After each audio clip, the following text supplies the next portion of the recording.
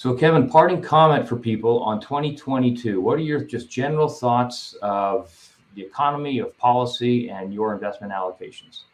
I think it's stay the course with the favoring weighting to equities. I think the Fed will remain accommodative. I think the economy will adjust, not just in North America, but to Europe, to coronavirus, just like we have with other contagious flus and pneumonias on an annual cycle. And I'm very, very constructive about the way the economy's moved to a digital direct-to-consumer model, which is why markets remain so buoyant. Margins are higher, productivity's higher, efficiency's higher. People are happier in some cases. I know that's a debate, but working and not having to commute 2 hours a day in many metropolitan areas is a benefit to many people, and I think we're adjusting to it. So I'm very constructive right through 2022 in being 70% equities and 30% fixed income. That's where I'm putting my allocation. How about thoughts on fears and risks? You got valuations at relatively high levels compared to history. The counterpoint people say as well, if you look at the old Fed model would suggest that the stock market could support valuations because the 10-year is yielding under 2, could support valuations at PE over 50 on a Fed model basis. What are your thoughts? What are you doing about it? And what are your thoughts? What scares you about valuations and what are you doing about it?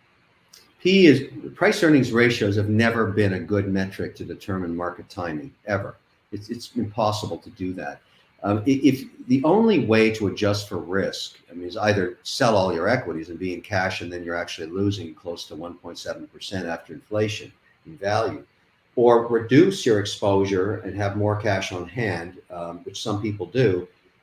But to completely exit the market is to say that you are a market timer, that you somehow know when to be in and when to be out. And I would warn people, if you go back, and I'm a student of this, look at just 2020 and look at how much of the volatility occurred both to the upside and downside in 4 to 8 hour sessions. So if you were not in the market for the 19 days that they had extraordinary 5, 6, 7, 8, 9% moves, you missed the majority of the returns that year, and yet nobody could know which days they were going to be.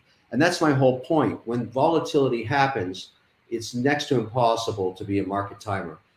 People try. I tried when I was a lot younger. It doesn't work. You learn the hard way. And there's nothing wrong with having fun and day trading stocks and all that stuff. And as long as you treat it as what it is, entertainment, and be willing, you don't ask for your money back after you go see a James Bond movie. And you shouldn't ask for your money back after it goes to zero when you're day trading, but you had a good time and it was fun. I'm okay with that. I have no problem with that. So the thought then is repositioning going into 2022 is own what you're happy to own all the way through the year, through whatever volatility comes our way. And I guess our wrap-up comment on the O'Shares family of ETFs is that the quality dividend series are designed to give people a smoother ride through turbulent markets and own those quality dividend stocks through the ETFs that have great dividend metrics for coverage, for growth, and so on. OGIG is really the new tech, the answer to old tech, new tech, and of course, it's our way of investing in new tech. Kevin, thanks very much for today's comments, and we'll see you again soon. Thank you. Take care.